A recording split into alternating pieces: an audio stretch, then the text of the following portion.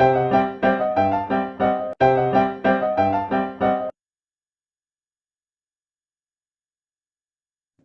folks, today we will see what is OAuth 2.0. The OAuth 2.0 is an authorization framework enables a third-party application to obtain limited access to a web service, either on behalf of a resource owner by orchestrating an approval interaction between the resource owner and a web service, or by allowing the third-party application to obtain access on its own behalf. In a simple term, OAuth is an authorization protocol that permits a user to grant an application access of a protected resource without exposing the user's password credentials. Remember, OAuth 2.0 is an authorization protocol, not an authentication protocol. When it comes to OAuth authorization flow, there are three main roles: 1. User, 2. Application, and 3. Application programming interface. Application send a request to the server and update the protected information on behalf of the user and share the same to the user. Let's see how an app integrated with the server. Application developer has to register to the service which they want to access. API will request the application name and callback URL for redirect access.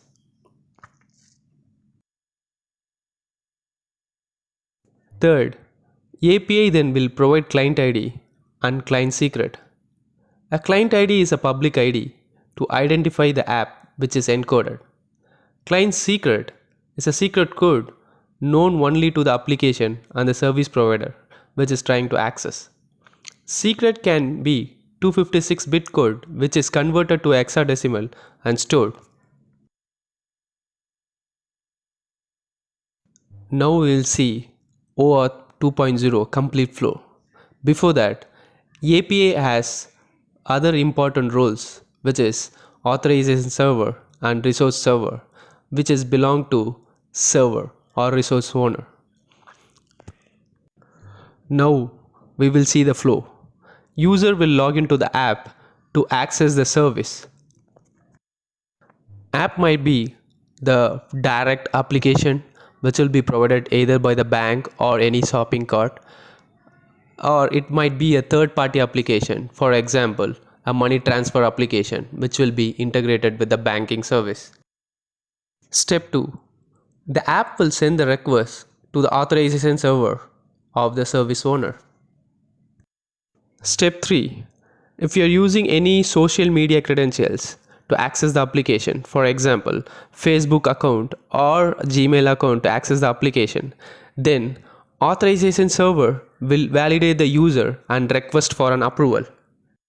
Step 4 will be the user approval for the request. Step 5. Based on the approval, the authorization server send the authentication code to the app. Step 6.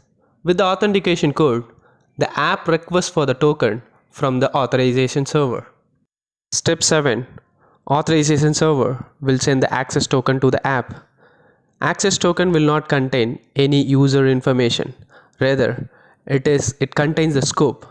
The scope is a term that defines what resource the user can access and what action can be performed on the resources.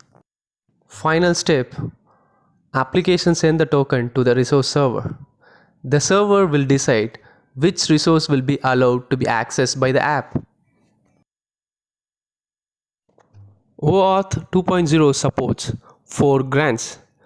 Authorization grant is credentials to represent the resource owner authorization used by the client to obtain access token. Grant 1. Authorization code. In this, resource owner credentials are never shared with the client and access token is never shared with the resource owner. Grant 2. Implicit. It is a simple implementation type. In this grant type, there is no need for authorization code, whereas the client is provided with the access token. This is recommended only for internal application flow, not recommended for any external or enterprise flow based application. Grant 3, Resource Owner Password Credentials. In this grant type, the resource owner credentials are being used to obtain the access token directly. This is usually not recommended until if you have no other options of using any other grant types. Grant 4, Client Credentials. This mostly used in any non-interactive apps where the controls are already being placed by the clients to the resources.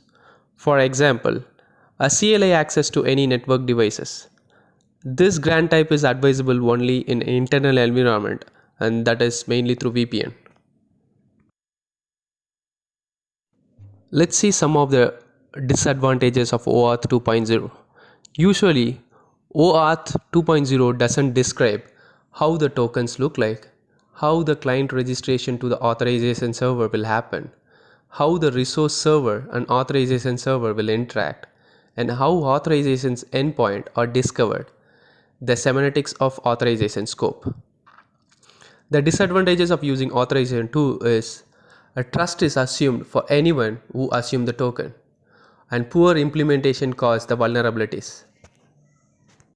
In addition to the new framework, OpenID Connect, which provides authentication on top of authorization framework, able to overcome some of the vulnerabilities that is mentioned above. Thank you. If you like the video, please subscribe.